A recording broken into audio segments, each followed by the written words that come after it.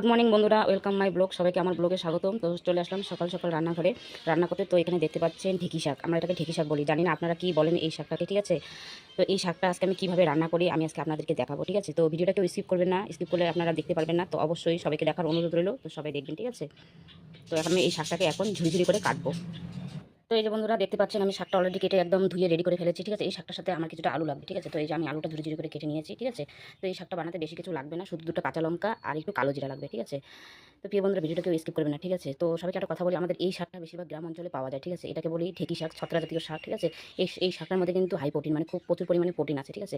অবশ্যই আপনাদের শরীর দুর্বল থাকলে এই শাকটা আপনারা বেশি বেশি করে খাবেন। এই শাকে কিন্তু প্রচুর পরিমাণে প্রোটিন, ঠিক আছে। তো আমি এই শাকটা এখন কীভাবে বানাবো এই আলুটা দিয়ে সবাইকে দেখার অনুরোধ রইল, ঠিক আছে। তো সবাই ভিডিওটা দেখবেন আমি কী করে এই শাকটা বানাই, ঠিক আছে। তো চলো, তো এখন আমি আলুটা ভেজে নেব।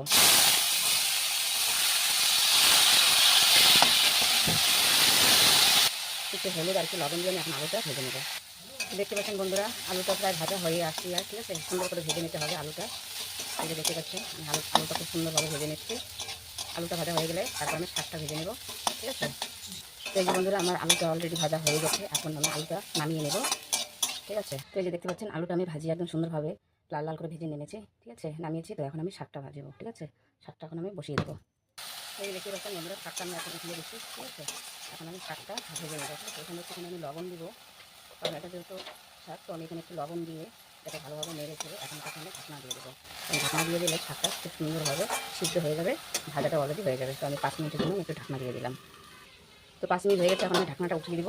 আপনাদেরকে এখন দেখাচ্ছি, এই যে দেখেন শাকটা কত সুন্দর সিদ্ধ হয়ে গেছে, ঠিক আছে। এখন এই শাকটাকে আমি এখানে ভেজে নেবো, ভেজে তারপর আলুর সাথে একসাথে নামিয়ে নেবো।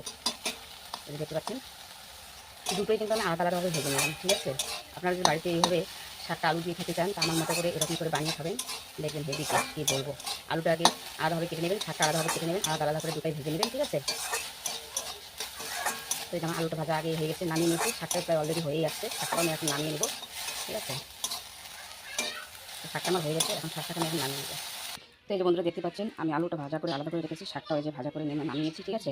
এখন এটাকে দুটো এখানে মিক্স করে আমি কড়াইতে ভাজা করবো, ঠিক আছে। তো এটার মধ্যে আমি সোমবারে বেশি কিছু দিব না, কিছু 2-3টা কাঁচা লঙ্কা দেবো আর একটু কালো জিরা দেবো। তো বন্ধুরা আপনারা যদি রসুন খান তাহলে আপনারা রসুন দিতে পারেন। তো যেহেতু আমি রসুন পেঁয়াজটা খাই না, তাই আমি সোমবারে রসুন দেবো না, শুধু কাঁচা লঙ্কা আর দুটো কালো জিরা দিব, ঠিক আছে। তো এই যে দেখছি বন্ধুরা কড়াইটা আমার গরম হয়ে গেছে, তো এখন এখানে তেল দিয়ে দেবো। তো আমি এখন এই যে তেল দিয়ে দিয়েছি, এখন আমি লঙ্কা দিয়ে দেবো।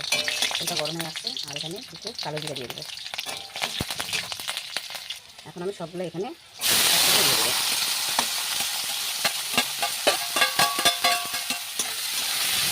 দেখতে পাচ্ছেন আর আলুটা আমি একসাথে দিয়ে দেবেন, এখন তাকে সুন্দরভাবে এখানে ভাজবো, ঠিক আছে। এখানে এখন একটু লবণ দিব, একটু হলুদ দিব, একটু হলুদ দিয়ে দিলাম। আর ভাজার আগে যেহেতু আলু আর শাকটা আগে আমি লবণ দিয়েছি, তো এখন আমি স্লাড একটু লবণ দেবো, দিয়ে এখন তাকে 10 মিনিট ভাজবো, ঠিক আছে। দেখতে পাচ্ছেন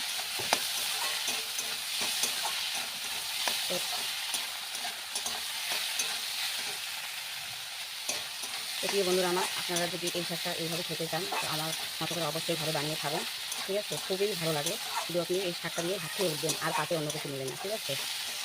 এই দেখতে পাচ্ছেন কত সুন্দর একসাথে নিশ্চয়ই ভালো হচ্ছে। তো আপনারা বাড়িতে ট্রাই করতে পারেন আমার মতো এইভাবে এই ঢেঁকি শাকটা আলু দিয়ে, ঠিক আছে। আর অবশ্যই কমেন্ট করে জানাবেন আমার ভিডিওটা আপনাদের কেমন লাগলো, ঠিক আছে। আর অবশ্যই আপনারা বাড়িতে ট্রাই করবেন। তো এই যে দেখতে পাচ্ছেন বন্ধুরা একদম সুন্দরভাবে ভাজা হয়ে গেছে, ঠিক আছে। দেখেন কত সুন্দর হয়ে গেছে, আলু আর শাকটা একদম মিশে গেছে, ঠিক আছে। এখন আমি এটাকে নামিয়ে নেব। তো এই যে দেখতে পাচ্ছেন বন্ধুরা অলরেডি হয়ে গেছে, আমি নামিয়ে নিয়েছি, ঠিক আছে।